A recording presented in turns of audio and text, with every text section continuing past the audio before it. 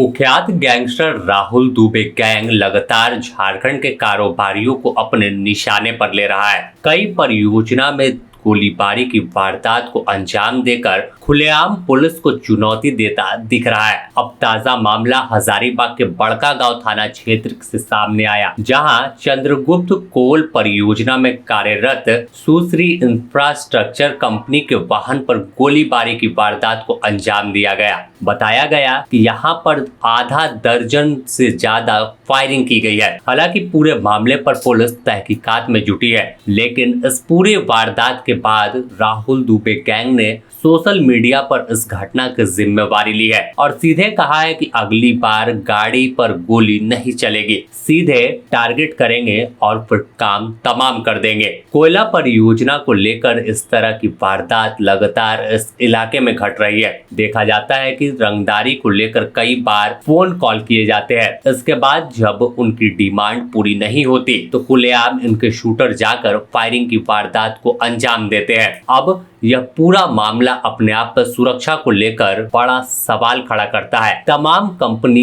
हजारीबाग, बड़का गांव, रामगढ़ इलाके में काम करती है। कई कंपनी है, चंद्रगुप्त कोल परियोजना में ही कई अलग अलग कंपनी काम कर रही है। ऐसे में जब उनसे रंगदारी की डिमांड की जाती है, पुलिस के पास शिकायत होती है, लेकिन पुलिस की कार्रवाई सिर्फ कागजों तक सीमित दिखती है। कई मामलों में गिरफ्तारी हुई, लेकिन इसके बावजूद पूरी तरह से गैंग पर लगाम लगाने में पुलिसिया तंत्र फेल सा साबित होता है। इसी का नतीजा है कि देर रात शूटर पहुंचते हैं, फायरिंग करते हैं, फिर सोशल मीडिया पर जिम्मेवारी गैंगस्टर लेता है और सीधे तौर पर चेतावनी देता है कि अब गोली सीधे हिट करेगी। बताया जा रहा है कि मामला रात करीब 10 बजे का है, जब वाहनों पर फायरिंग की गई थी। साथ ही घटना को अंजाम देने के बाद एक कंपनी से जुड़े अधिकारी का नाम लिया गया और कहा कि यह केवल चेतावनी देने के लिए है, आग खोलने के लिए है, अगली बार सीधे मारेंगे। बयान में आगे लिखा गया, प्रेस रिलीज जो जारी किया गया उसमें कि आगे और भी गंभीर परिणाम होंगे। सीधे धमकी दी गई। गैंग ने कहा कि कंपनी उनकी बात को नजरअंदाज करती है तो अगले बार निशाना सिर्फ गाड़ी पर नहीं होगा, बल्कि अब कर्मचारी और अधिकारी भी हो सकते हैं। चेतावनी देते हुए कहा गया कि भविष्य में ड्राइवर, मुंशी और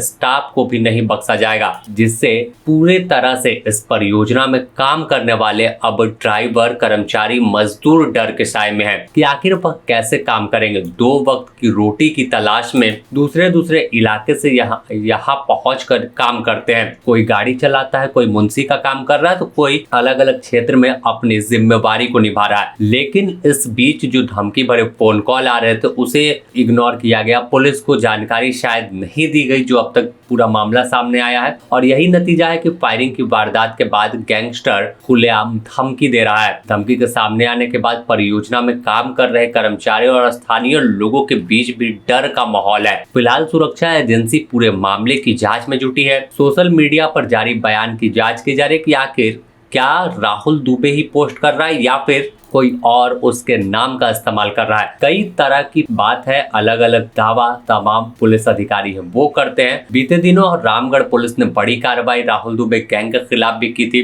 कई शूटरों को गिरफ्तार किया था, उनके पास से हथियार बरामद किए गए थे। दावा किया गया था कि एक बड़ा सिंडिकेट काम कर रहा है। पतरातू इलाके में वारदात की योजना थी, लेकिन एक जगह पर पुलिस कार्रवाई करती है, दावा करती है कि अगली बार कांड नहीं होगा। पुलिस एक्टिव है, पीसीआर काम कर रही है, तो बाइक से पेट्रोलिंग की जा रही है, तमाम टेक्निकल सेल एक्टिव हो गया।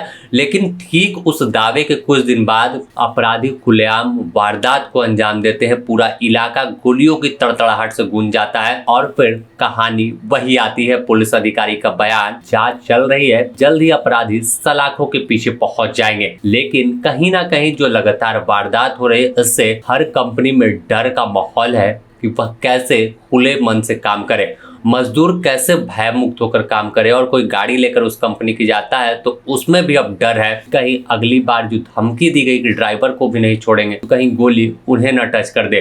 तो सीधे तौर पर पुलिस दावा कर रही है कि पूरी सुरक्षा दी जाएगी, काम शुरू करा दिया गया, लेकिन एक डर तमाम लोगों में है। बने रहें द न्यूज़ पोस्ट के साथ, इससे जुड़ी और भी अपडेट आपको देंगे।